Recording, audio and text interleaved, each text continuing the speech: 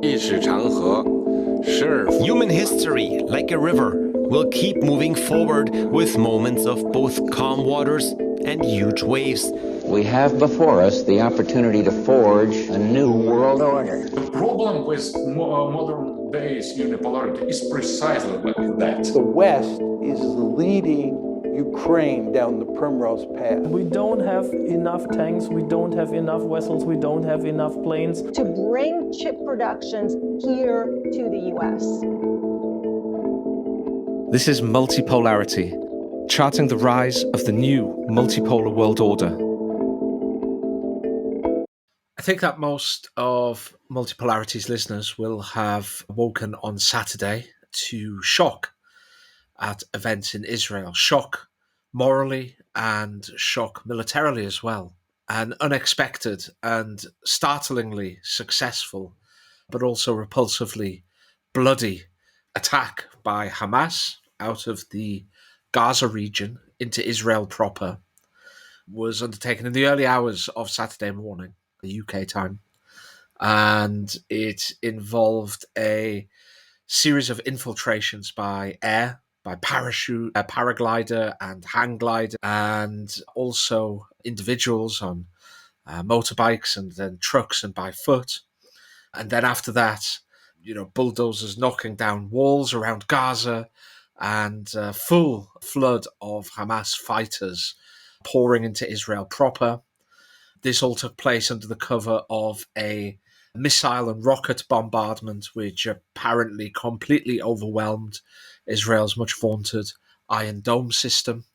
And as this attack took place, as it unfurled, there were a series of massacres and atrocities and war crimes that have apparently taken place, pictures of which or descriptions of which I think have shocked almost everybody. Since then, once Israel got over the initial blow, it took them about 3-4 days to stabilize the situation. And since then, they have been absolutely flattening Gaza as a region, which is shocking in itself to see the damage that's done and some of the deaths and injuries that have been wrought by that. So I think, it's worthwhile Philip Pilkington really focusing on this issue, because not only has it been an arresting moment for anybody who follows international relations and arresting on several levels, and actually, as we'll get into later in the show, actually very concerning about where all this might lead. It will not necessarily stay contained within its current theatre, and in fact it could start spreading very broadly indeed. But in addition to that, I think there's a lot to say here about the overall geopolitical situation and the way things are moving, without wanting to minimize the horror of what's taken place in both Israel and Gaza at the moment. I mean, Philip, you were looking at just how big this attack was. I mean, I think we've all been shocked, but before we came on air just before, you were reeling through some numbers. People who've been around the block for a while, say the last 15 years or whatever, if you're old enough to remember them, you probably remember a few conflicts between Israel and Gaza. And maybe people don't really remember the type of casualties we were looking at least on the Israeli side. So to give some context to that, the last number I saw for Israeli casualties from the Hamas attack on Saturday, Sunday, Monday, however long it went on for, it was about 1,200 to 1,400. Those were the estimates that I saw. So just to give that some context, in 2008, 2009, there was the Gaza war. Now, the casualties on the Gaza side were quite bad. They were anywhere from about 1,100 to about 1,400, so quite similar to what we saw in Israel in the past few days. But on the Israeli side, there were 13 people killed in total. 3 of them were civilians, 10 of them were soldiers, and of those 10, 4 of the soldiers were actually killed in friendly fire incidents. When you roll on to the 2014 Gaza war, things look a little bit less worse for Israel, but not in the same territory as what we've seen in the past few days. So in the 2014 Gaza war, 67 soldiers and 6 civilians were killed on the Israeli side. And one of those civilians was actually a Thai national, apparently. On the Gaza side, it's about 2,300. The Gaza casualties tend to be much higher because of air raids and so on inside Gaza. I'm not trying to discount the fact that, a human life is a human life, but I think what the numbers show over the past few days is that Israel really has been hit with something they've never experienced before. I think these are higher casualty figures than even the 1973 war, at least in terms of day-to-day. Some people have been saying it's kind of Israel's 9/11, and in a sense, I think that's true in the sense that it's a loss on their soil of their own people that they've never seen before. In another sense, it's not really 9/11 because 9/11, of course, was a very well-executed terror attack. I mean, it still, to this day, provokes conspiracy theories because people couldn't possibly believe that Al-Qaeda actually did this. But I think even if you put the Operation 9/11 as quite a sophisticated attack, it still only really required a handful, 2 handfuls, 3 handfuls of men trained to storm a cockpit and steer a plane. The Hamas attack over these past few days has involved, I think, well over 1,000 Hamas fighters, and it's been very, very well coordinated. So although the effect of it is 9/11-esque, and when we talk about how it could play it in the future and the geopolitical ramifications, it is very 9/11-esque, but it is more of it was a battle. It was a real battle. It was a skirmish in a war.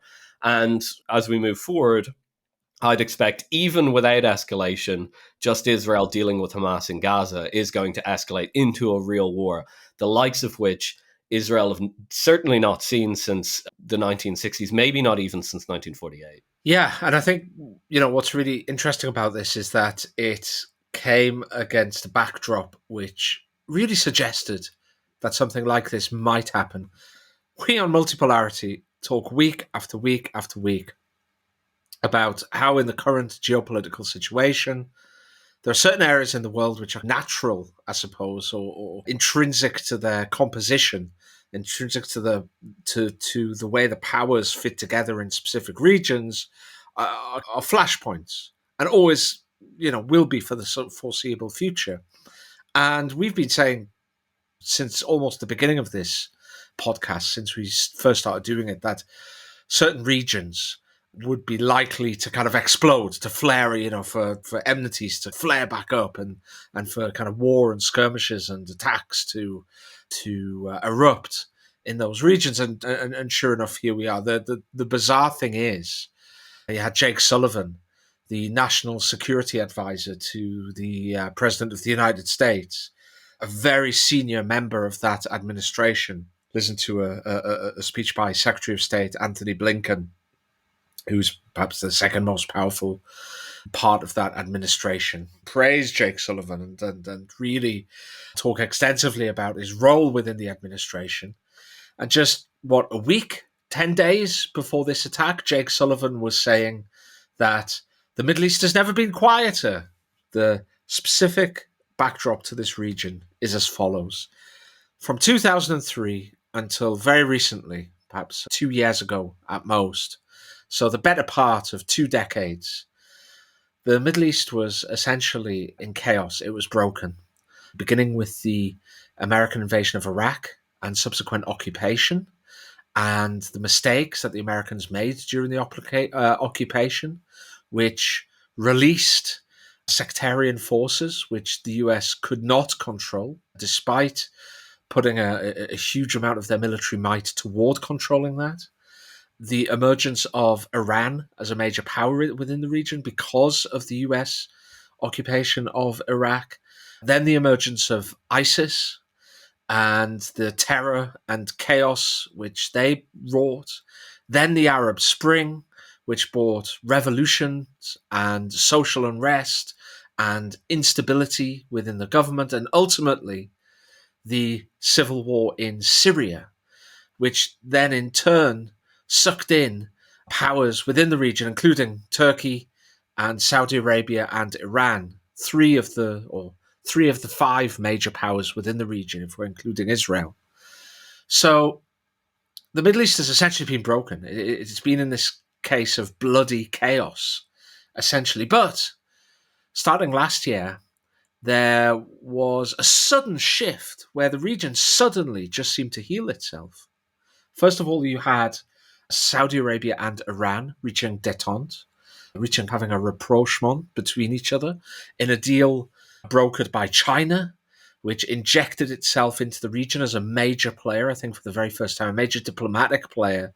It's been a major trade player for some time, but a major diplomatic player for the first time, brokering an epochal deal between Saudi Arabia and Iran.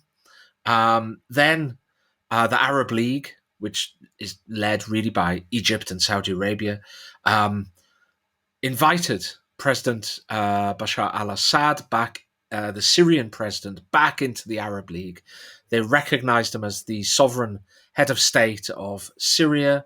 They had been until fairly recently trying to have him deposed through a proxy war and injecting themselves into the Syrian civil war. But they essentially conceded that Assad had won the civil war. And all during this time, the US was preoccupied in Ukraine. Its influence was getting weaker within the region. It lost the main means by which it kept the Middle East in tension, which was playing Iran off with Saudi Arabia. It essentially lost the Syrian civil war. It went all in. Assad must go. He can't stay. They had been trying to depose him for the better part of a decade and had failed. And then back comes the US, trying to bring a little bit more influence, get some influence back within the region by brokering a deal between Israel and Saudi Arabia, which bizarrely involved requesting the Saudis to pump more oil, which I think is a really strange thing.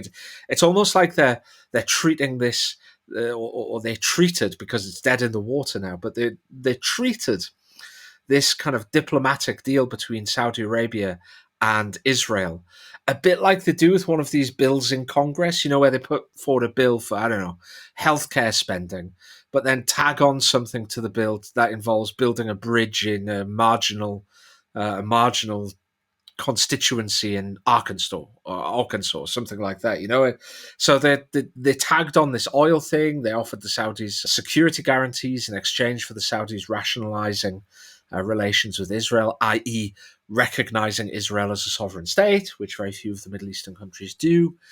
But now that's all failed. Hamas attacked, and Israel's response has just meant essentially that the Saudis have said, no, it's dead in the water. No Muslim state at all, let alone a Muslim state in the Middle East, could possibly reach any deal with Israel under current circumstances, so that deal's dead.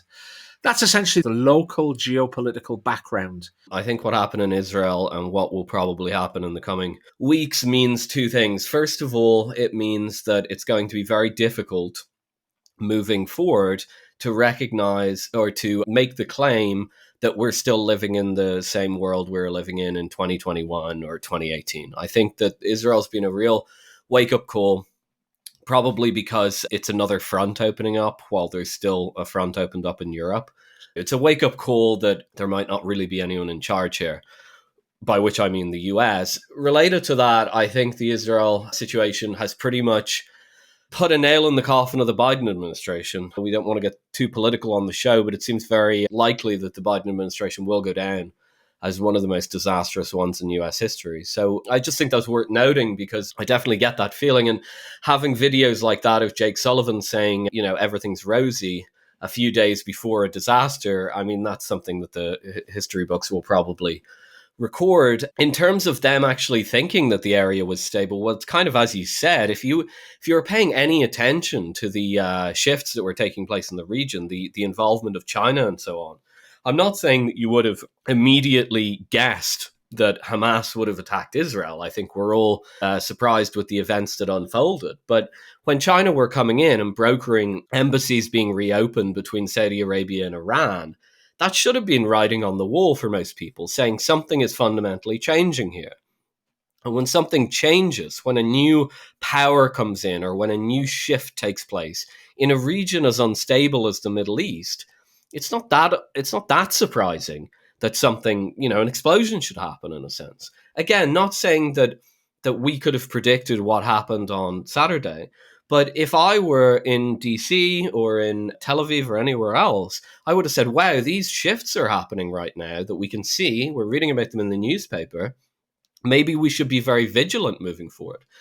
On the deal itself, the floated deal, so there was obviously the actual deal where the Chinese brokered the reopening of the Iranian embassies in Saudi Arabia, which was widely seen, I think, at the time as a rapprochement after, I think, 7 years of enmity between the two countries. The floated deal with Saudi Arabia and Israel was being reported, as you said, right up until 0 hour of this thing on Saturday. But I think we might have even talked about it on the podcast before. I just didn't think it would ever credibly go through. Obviously, the Western press said, oh, this is really promising and everything like that, because they wanted to try and get it over the line. Of course, like if your sources are diplomats involved in the deal or whatever, they're going to talk up the deal, like obviously talk up their book, as they say in finance. But the deal always looked pretty shaky to me because according to the reports, Saudi Arabia had as a condition that some change would happen with respect to the status of the Palestinians. And look, I'm not an expert on the region, but I know enough to know that the current political situation in Israel, due to the fact that it's really swung to the right in Israel, there's Netanyahu's party, I think the Likud they're called, and then there are even more right-wing parties to the right of them, that getting any deal on Palestine through the Israeli parliament just seemed unlikely to me. And that's what we saw. So I think it's worth highlighting those two things. First, that the deal that was being floated, even to a fairly casual reader like me, seemed unlikely to go through. And the changes that had taken place in the region should have pricked people's ears up. Now, all of this has come to a head yesterday, as of the time that we're recording, in that the Iranian president called the Saudi Crown Prince for the first time in recent history. So there's an interesting point. That's really interesting timing. He calls him for the first time in recent history, at least, maybe in history, I don't know. And they discussed, according to Reuters, quote, the need to end war crimes against Palestine, unquote. They're choosing a side. Iran and Saudi Arabia are choosing a side in this conflict. Now, I don't think that was completely unpredictable from the previous moves on the chessboard. While everyone else was watching this potential deal that never went through, always seemed to me slightly unlikely, the Iranians and the Saudis were talking to each other. We were highlighting it on the show. We highlighted it a number of times. And now there you go. After something kicks off in Israel, the Saudis and the Iranians are talking to each other about how to solve the situation on behalf of the Palestinians. Yeah, I think you make several important points there.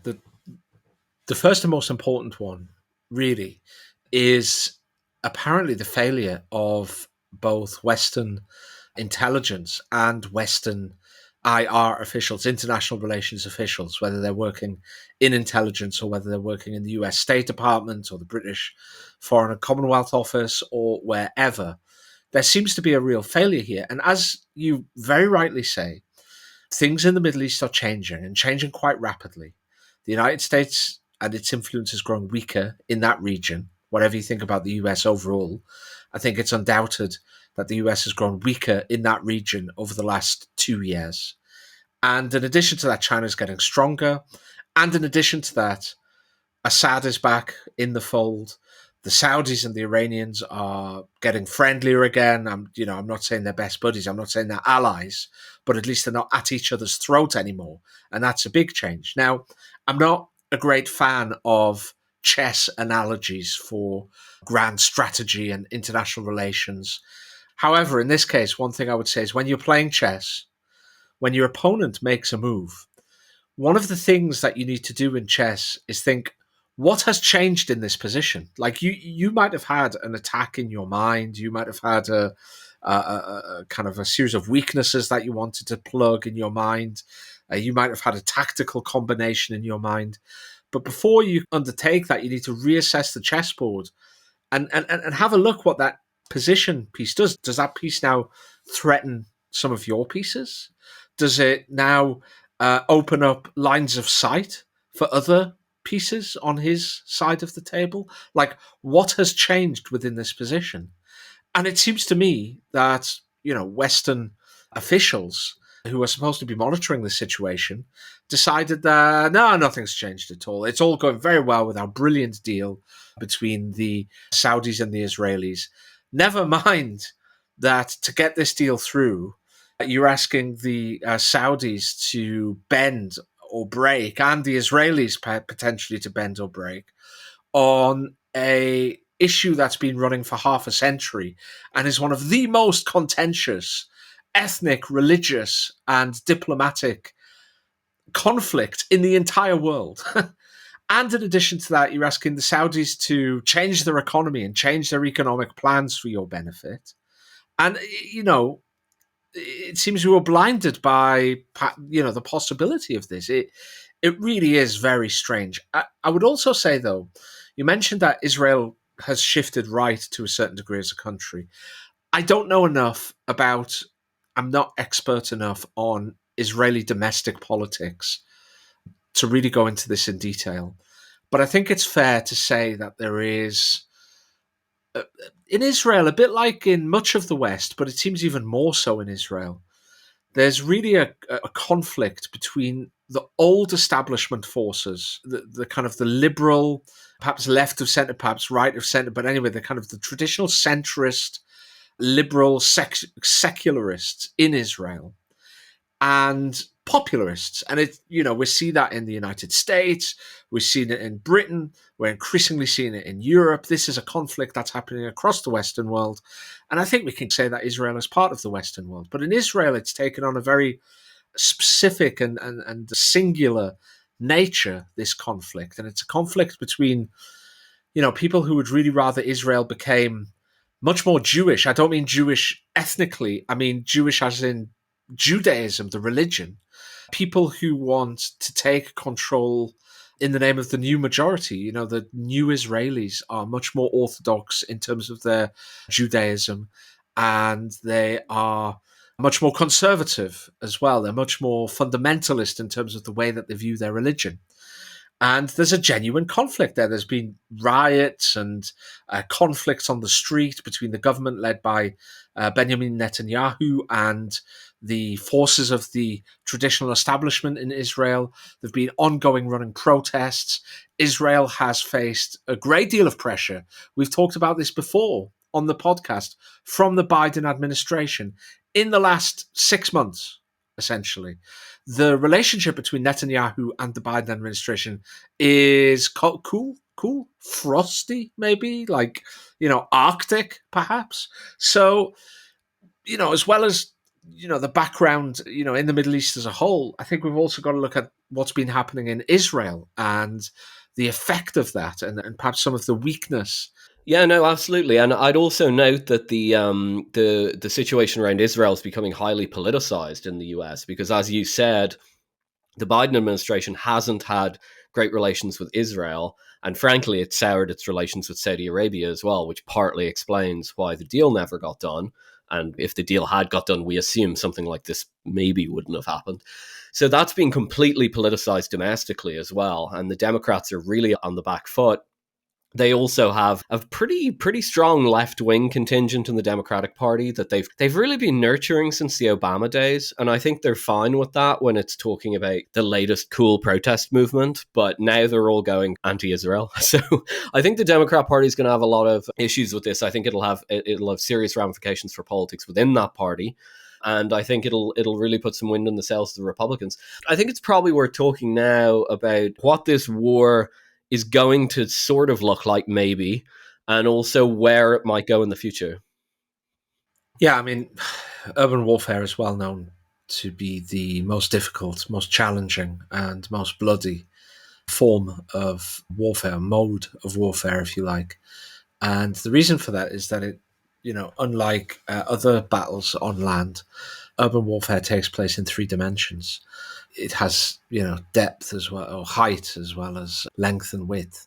And in addition to that, there's cover everywhere. Cover literally everywhere. There's pre-made bunkers and strong points everywhere. You've got to fight essentially street by street, door by door, stairwell by stairwell, room by room, over and over again in a city of 2 million people. And if you look at pictures like, of Gaza, it's, it's not like a British city of 2 million people, which would be, relatively spread out. It's not even like the kind of post-Soviet cities that we saw in Mariupol and Bakhmut, where there are some kind of concrete high-rise flats. This looks more like, 1980s Hong Kong, that kind of level of density. I mean, maybe it doesn't have the high rise like Hong Kong did, but, if you can just pack over 2 million people into like a pretty small area with kind of 10 or 15 story buildings, that's what you've got. And as far as I understand, underneath the Gaza Strip is essentially a warren of tunnels which conceal, supply routes, strong points. Where did they find 5,000 missiles, which apparently were fired on Saturday in that opening salvo? I'm guessing that they're all stored, hidden away from prying eyes in these tunnels. It sounds very much like, a more complex and urban version of what the Viet Cong had. So you've got that to concern yourself with if you're the Israeli Defense Force as well. And just, by means of comparison, I think I'm right in saying that it took the US Marine Corps the best part of 8 weeks to clear Fallujah, the best part of 2 months, or, perhaps even longer than that. And Fallujah was less densely populated, smaller in terms of population. And I think the defenders only numbered about 2,000, something like that. 2,000. And we're talking about a much more densely populated area with prearranged defense. I mean, you have to think that when they went ahead and did this, they understood what the Israelis were going to do, so they were prepared for it. And if they've pre-prepared defenses and they have this tunnel system, which everybody says that they have, if the Israelis succeeded in running through Gaza and essentially eliminating Hamas as a threat, it might well be the most impressive feat of military craft of the 21st century so far, and perhaps since the war. I mean, that's the kind of the scale of the task, I would say. Even with their advantages in artillery, in other ground fires, and in intelligence, reconnaissance, and air power, even with all of that, it would still be an awesomely impressive feat for them to do it. So I guess that backs your position up that I don't know how they're going to go about doing this. I really do not, Philip. But it seems they're dead set on doing it, which I understand. I think we feel that the potential for escalation here is quite high. But in terms of what happens in the immediate future, in the very foreseeable future, obviously, Prime Minister Netanyahu has effectively said that they're going to eliminate Hamas. And I think whether that's a good idea or not, which we'll probably talk about in a moment, for the Israelis to do, I think it's pretty much baked in now. I think to save face, the government has to do this to make sure that Israelis aren't terrified. They have to do this because not just the horrifying nature of the attack, not just the emotional response, but as you said, Hamas is now no longer just some kind of scrubby terrorist organization that might plant a bomb or something. It's now a credible military threat. And having an enemy credible military threat within your borders, in a sense, is pretty bad news. So when you look into it, even briefly, even non-expertly, the situation for the Israeli army looks pretty grim. So Israel estimates that Hamas has about 30,000 fighters. Whether they're right about that, who knows, because their intelligence has been bad. But let's give it to them, 30,000 fighters. Just to give some context on that, in the 2014 Gaza war that I mentioned before, that was the deadliest in the Gaza Strip in recent memory. Israel killed just over 640 Hamas fighters over the period of about 6 weeks. So eliminating Hamas, or, borderline eliminating Hamas, would require 47 times the number of fighters killed as they did in 2014. That's a big ask. And remember, that's not just, it doesn't just scale naturally. Like if they go in and bomb the place, to bits in 2014 and they kill 640, it's 640 out of 30,000. So, there's the probability of hit and so on. To wipe them all out, presumably you have to go door to door because they probably have bunkers and tunnels and so on. Okay, a couple more things that kind of frame the discussion, I think. The Gaza Strip is 360 square kilometers, so it's very, very large. I thought a good analogy to draw with the Gaza Strip would be Bakhmut.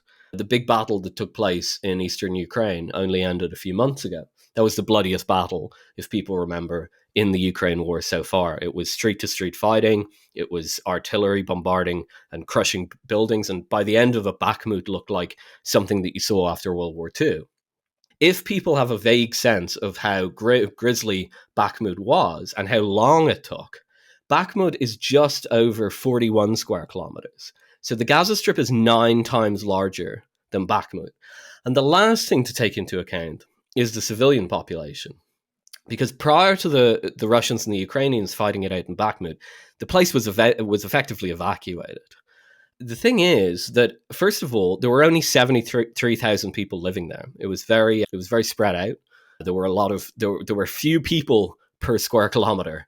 So there's only 73,000 people, and there was plenty of places for them to go. The pro-Russian ones could go with the Russian army, the pro-Ukrainian ones could go with the Ukrainian army, and there was plenty of space behind the lines, as it were, to settle them in. Also, they'd be ethnically homogenous with the group that they went with. So they'd just be like, the Russians would say, "Oh, we recognize you as Russians," and the Ukrainians would say the same.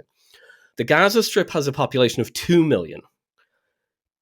Enormous. So it's 27 times the number of people that were in Bakhmut. And unless Israel want to turn this into a mass slaughter that no one in the world, no matter how pro-Israeli countries are, killing hundreds of thousands of civilians, I don't think is going to work. They need to figure out how to settle 27 times the number of people that had to be evacuated from Bakhmut. And it's not even clear where you settle them. You can get them over to Egypt, but the Egyptians apparently, I saw today, are saying we don't really want 2 million Palestinians settling in the I guess the west of our country, or the east of our country, which kind of makes sense. And then, or what else would you do? Would you bring them into the other Palestinian territories? I don't know. So even this contained, what people are reading about as a contained war in the newspapers at the moment, I don't even know how you can manage this. If they really are serious about eliminating Hamas, I don't know how they're going to do it. It seems like an enormous operation. And that's before we even get into the urban warfare and so on. It's mind-boggling. So it'll be very interesting to see where it goes, even in the short term. Why is all this happening? So we've already gone over the attack by Hamas, and you said how skillful it was, how impressed, I guess, the world has been. Obviously, the standout from it, apart from being a pretty serious operation, is that it was a terror attack. I mean, it wasn't a terror attack insofar as blowing up a car bomb in a supermarket by like a terrorist who then runs away. It was a military assault, but it was a military assault that had what looked like terror tactics, terrifying the civilian population, taking hostages, indiscriminately murdering people, probably worse than that if anyone's seen the video. If we can say that the Hamas leadership is obviously competent and intelligent enough to put this operation together, which, takes more than 2 brain cells, let's be honest, then they probably knew what the response was going to be.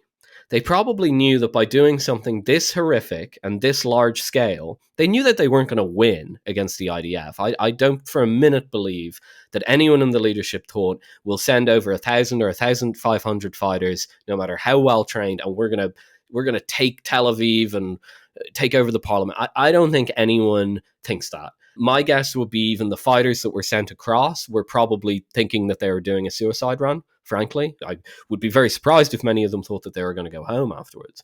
So it seems logical that the attack is meant to be a provocation, and it's meant to be a provocation to draw the Israelis into Gaza. Now, I've gone over the kind of almost statistical overview of that, and you've gone over what the operational overview of that is. And I think both of us arrive at the same conclusion. A, very difficult, sure. But more importantly, B, you're probably going to get bogged down for a while. It's going to be really difficult trying to sort out not, killing hundreds of thousands of civilians and so on. And so, of course, the chatter right now, which, is no secret, is that Hezbollah might open up a front in northern Israel.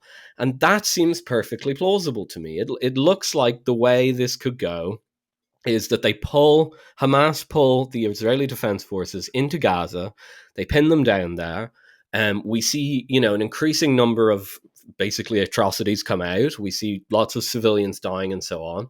Public opinion shifts away from the Israelis, because right now it's very much so with the Israelis, but after a couple of weeks, I think the Twitter account Martyr Made point this out, after a couple of weeks or even a couple of days of the usual intervention in Gaza, the headlines tend to start turning against Israel as too many civilian bodies stack up.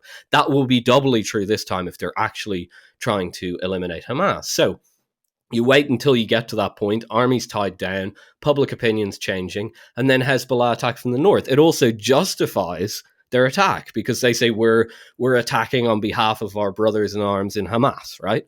So all of that kind of fits. The Hezbollah, I mean, maybe we can talk about the capacities of Hezbollah. By my understanding, it's not a match for the IDF per se, but it's quite a substantial force. The other issue is whether this is part of something a lot bigger, whether the machinations that we're seeing right now with Saudi Arabia and Iran and so on, that this is starting in Gaza, it may move to northern Israel, and then it could spread from there. I think at the time of recording, we've heard about strikes on Syrian airfields. Now, it's not like those haven't happened before. They've been happening throughout the Syrian civil war. But it seems to me that the real scary scenario here is this escalates into an all-out war in the Middle East. I think that is a scary scenario, and one of the reasons that it is scary is because it's entirely plausible that that could happen. Let's just take some of these things that, some of the points that you raised one by one. The first thing to talk about is Hezbollah, because for all everybody was impressed by Hamas, I think if Hezbollah had pulled off something like this, nobody would have been surprised. Hezbollah is known to be disciplined, highly motivated, and really very competent fighting unit. The last time that the Israelis fought Hezbollah in 2000, which was in 2006, I believe, Hezbollah actually gave the IDF quite the bloody nose. I believe that Hezbollah have learned from past experiences with the IDF, and especially with the Israeli Air Force, the IAF, and Hezbollah understand that the Israeli Air Force really is the trump card for Israeli land forces. So Hezbollah now fight by getting really up close with the Israelis, and that prevents ground attack runs.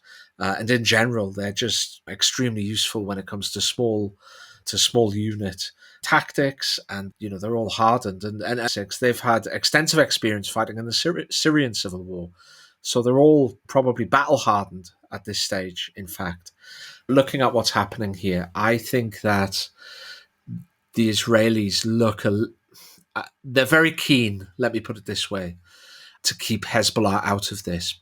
And the reason I say that is because right at the beginning, they said, look, if Hezbollah get involved in this, and we all know that Hezbollah is funded by Syria and Iran as well, if Hezbollah get involved with this, we'll obliterate Damascus with our air force. Syria's capital is Damascus.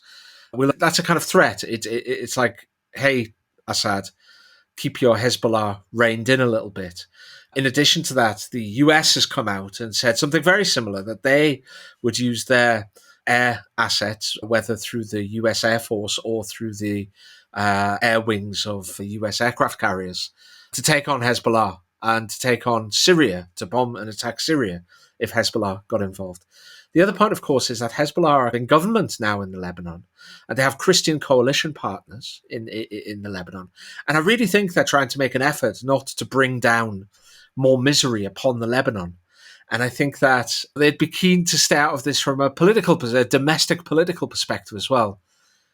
However, as you say, as Israel moves into Gaza, it's almost certainly not going to be a quick thing.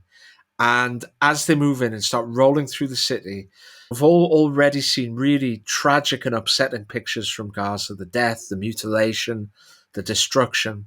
That's only going to get worse. There's going to be all kinds of reports of atrocities and war crimes. And if that grinds on, it's going to be really difficult for them to cool their heels, essentially, in other Muslim countries, other Muslim units, whether that be Hezbollah or elsewhere.